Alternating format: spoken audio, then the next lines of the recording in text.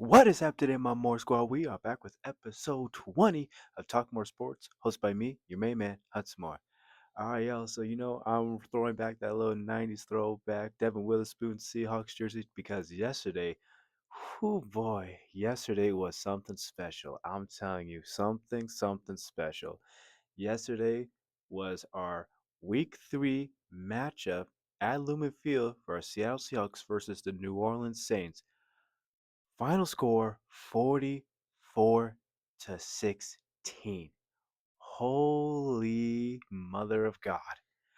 Um, I I cannot even express how happy I was yesterday. I was on a high all morning, afternoon, and evening. Seriously, from the start of the get-go of the game to the end, oh my goodness, More Squad. This game was something special. Now, I know going into this game, pretty much everybody had the Seahawks winning it just because New Orleans Saints, unfortunately, are just not the same Saints as they were in the past, and they have been struggling a lot, so nobody really thought they were going to put up much of a fight. Like I kind of thought maybe we are going to put up maybe 24, 28, possibly 30. But boy, I never expected 44 points. I never expected 44. And to every Seahawks fan out there watching and listening, be honest with yourselves. Be honest. Y'all wanted that 50 plus piece. Y'all wanted that 50-point plus game. Y'all wanted it. Don't lie to yourselves. I'm a diehard Seahawks fan. I've always been. And I won't lie to myself. I won't lie to y'all either. I wanted that 50-point plus game. I wanted it so bad. That's how selfish I was. I wanted those 6 more points just to have that little cherry on the top with little sprinkles. I wanted that 50-point game so badly just because for what the hell? Because we're already at 44. Let's just do. When's the last time the Seahawks put up 50 plus points in a game? When's the last time? It's been a minute. So, regardless of the team, just for fact doing it at home too, because also we've been struggling at home a lot lately. We know every Seahawks fan out there knows that we've been struggling at home, but boy, do we do well on the road. So to get this kind of win, second home game of the season, to get that kind of win, even against a very crappy team, I loved it. Because also, that's a kind of a team where it's like, there's no excuse. We should go out there guns blazing on both defense, offense, and special teams as well. Right? There's no excuse for that. So this was like just a great little practice of like, okay, we should be able to execute every position on the field, and boy, did we. Everything. Everybody contributed in the best way possible, and I loved it. There are so many stats to go down, players making big highlights, so I can't wait to go through that with all you guys. So, with that being said, we're just going to dive right into that. All right, y'all? So, as I said, almost every player contributed in a big, impactful way. And some of the big shout outs are rookie wide receiver Torrey Horn. Man, this dude had himself a game.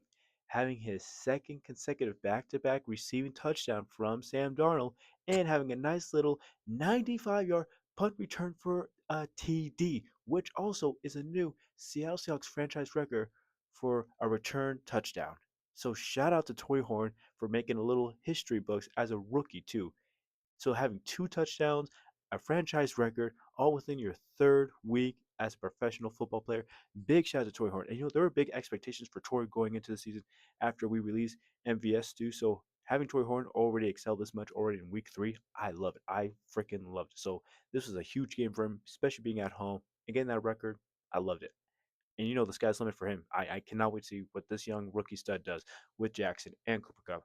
I've been saying this before. I've said it again. Our wide receiver core group is very underrated. And if we use them right, they can be something special. They can really be something special. So shout out to Toy Horn. Great, phenomenal job. Sam Darnold, man. Sam Darnold. 77% completion percentage, 14 for 18, 218 yards passing, and 2 TDs. He looked very comfortable in the pocket. Very, very comfortable. I feel like he's now finding his groove. And seeing Sam Darnold the way he is playing right now, it's kind of almost what I expected. And that's not in a negative way, that's a positive way. He's the kind of guy where he realizes he does not need to be a Patrick Mahomes. He doesn't need to be a Josh Allen, a Lamar Jackson, a Joe Burrow. He just needs to be the kind of guy who does his job the most effective way possible, and he has. He looks very comfortable. He looks like, hey, I know my job. I know my role. I know what I have to do as the quarterback. I don't need to be putting up 350 plus yards passing. I don't need to put up 4 plus TDs every single guy. I just need to be a guy to get the ball down the field, march the offense down the field, and score touchdowns and put our offense in the best way to win and make sure to keep our defense fresh and ready to go for their next series. So looking at Sam Darnold, he's looking more comfortable every single game. It really is showing on the field. And even when it looks like he's almost about to get sacked or get attacked, he finds a way to get out of it. And he still seems very calm and composed and still makes the right play, even when the play is broken up. So seeing Sam Darnold perform like that, he's really he's really just growing on me. And I was very excited when we got him during the offseason, but now seeing him actually at the games, watching them, and seeing how he's with my diehard Seattle Seahawks, there's something about him. I love watching him. He just looks very calm and composed, and I love it. And he just has a little it factor of like, hey, I know what I gotta do. I know what I have to do, and I must do it. And I loved it. I freaking loved it. So shout out to Sam Darnold, man. Keep up the great work, my dude. Keep up the great freaking work. I love it. Kenneth Walker, 16 carries, over 100 yards rushing, and 2 TDs. You know, after that week one at Lumen Field against 49ers, right? Like he's really bounced back. Back to back 100-yard rushing games. Like he's really just been excelling. Because again, this is contract year for him. This year will even determine whether we resign him or if another team's gonna pick him up. So to see what he's doing now, it's good because we need our run game to work. Because with our Seahawks, if our run game doesn't work, our offense is going to be very one dimensional. And knowing us, that's not good. Because again, we don't have the most top tier quarterback, passing game, offensive line to give our quarterback the 4 second pocket hold. So being one dimensional for us isn't always the best. So if we have the run game, our offense just excels. So seeing Kenneth Walker having that kind of game, loved it. And I hope he stays consistent with that because we need him. We desperately need him, especially with Zach Charbonnet being out right now with a foot injury. We need to make sure that Kenneth stays healthy. And that's the biggest thing. Stay freaking healthy, my dude. Stay healthy, and I'm sure he'll be all good. Truly. Another big shout out Jackson Smith Njigba. Man, this dude is going to have himself an all pro year this season. I'm calling right now. He's going to be an all pro by the end of the season. Not just Pro Bowl, all pro. Remember when on Saturday they just reported that he potentially had the flu, had an illness, and he was not possibly going to play? I thought to myself, nah, knowing this kind of game, they're going to shove a bunch of fluids down his body, antibiotics, whatever they got to do, and he's going to be ready to go. And you can honestly say he had himself kind of an MJ flu game. 5 catches, 96 yards catching. Oh, and yeah, and a TD. His first TD of the season. I'll repeat that again. Almost being questionable and most likely not being able to play, you get 5 catches, 96 yards receiving, and a TD.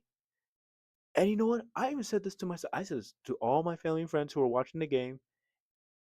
If if Jackson Smith plays, he's gonna have himself a kind of MJ flu game. And boy, did he. 4 yards away from his third consecutive 100-yard receiving game. The fact he's only 4 yards away. I'm telling you, the connection between Sam and Jackson is real. It is real. I can tell you by the end of this season, Sam and Jackson's connection is going to be a top three, top five wide receiver quarterback duo in the league by the end of the season. Because, boy, I love how we now made Jackson truly the number one target and number one playmaker, as we should, right? Because with Jackson being our number one pick from a couple years back, we don't have DK, we don't have Tyler. So the fact that he is able to progress this much in just his year three, after having a great second year last year, and now you look like you're going to easily break it, most likely having a 13, 14. I mean, seriously, what he's doing now, I don't even know how many receiving yards he's going to end with at the end of the season. Maybe 13, 14, 15. I don't know, but it's going that way very fast, and I'm loving it so much. And boy, is Jackson just being the guy you just deep throw that ball down the field, and he just delivers it every single time. So I love what Jackson is doing right now. Already 3 games, and I'm like, dude, Jackson's a top three, top five receiver right now. 100%. Jackson is a top three, top five, 100%.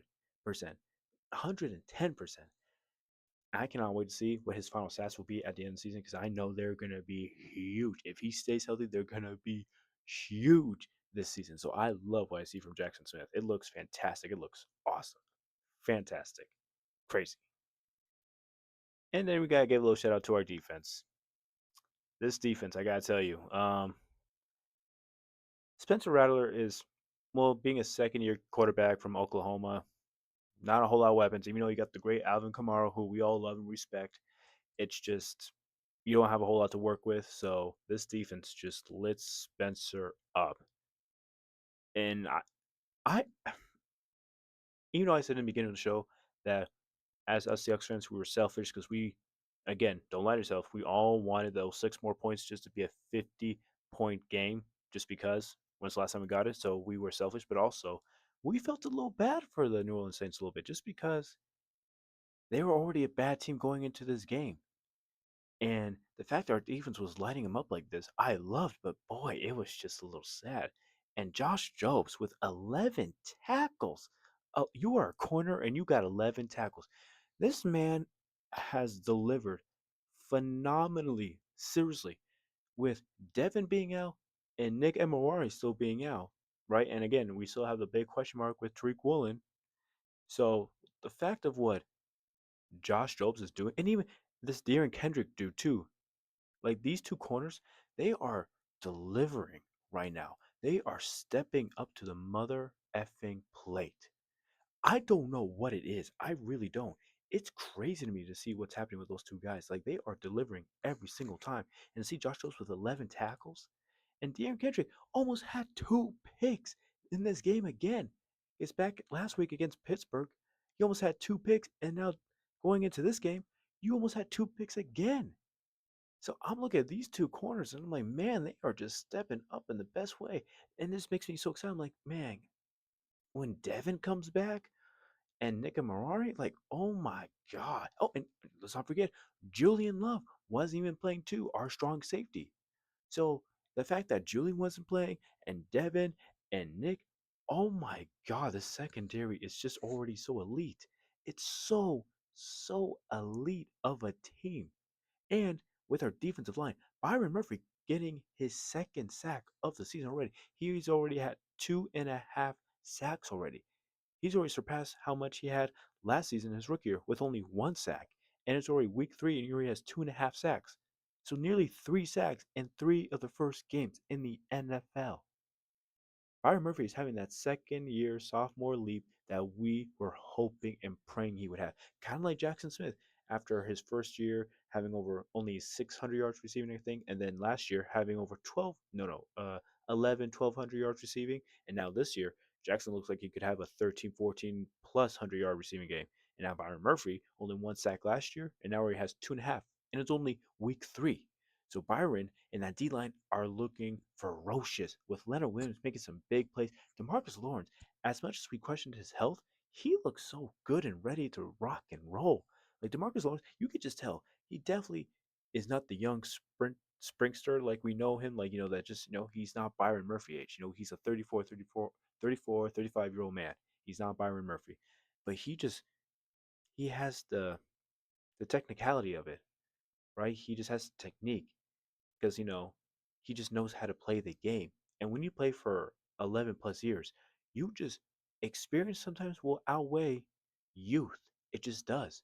And so for Demarcus Lawrence, it's working out great for him. And I love it. And Jaron Reed still just being that guy who just steps up, not an all pro, not a Pro Bowl, just a solid starter who just knows how to do his job the right way. So this defensive line already with Byron Murphy, he's stepping up in a huge second year leap. I'm loving it. It's so great to see this defense, the way they're playing. And as of right now, going into week 4, they are second team in the entire NFL with the fewest points allowed. Second team. Second team. I don't know who the first team is. I'm assuming it's probably either the Eagles. Who would it be? It would probably just be the Eagles. I'm assuming it's the Eagles because I can't really think of another top tier defense who is allowing 17 or less points. And that's the thing. We're second in allowing the fewest points at 17.6 per game. 17.6 points per game. And that's second. So I'm thinking to myself, who's first? It could be Philadelphia. I don't know for sure, but still the fact that it's only week 3 and we're only allowing 17 points a game.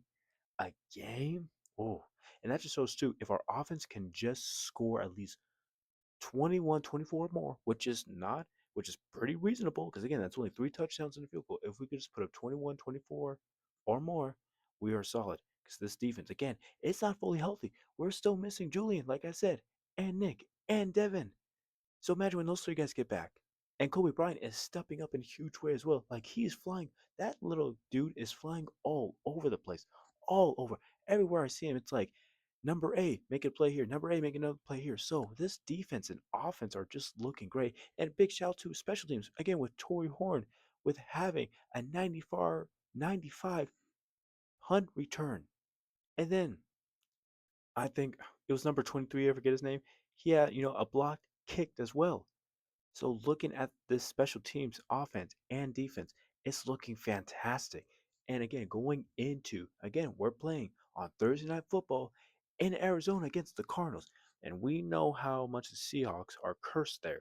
And we know when it comes to being in that desert, it's always a showdown with the Cardinals. Regardless of how good they are or bad they are, and regardless of how good or bad we are, it's always a showdown against Arizona in that desert.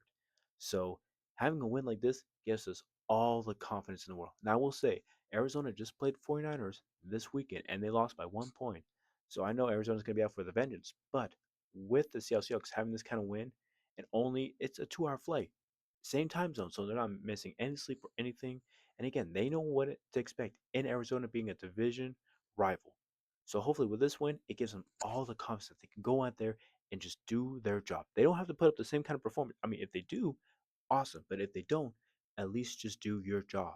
If they do their job, they'll be just fine. So again, I freaking love this game. It was such a great game. I love this. I love this game so much. I wish every game was like that. Honest to God, and I know every Seahawks fan out there watching it feels the same way. You'd be lying if you said no, that's not true. Like no, it felt so good not to have a heart attack, right? And not to have my heartbeat skip a few.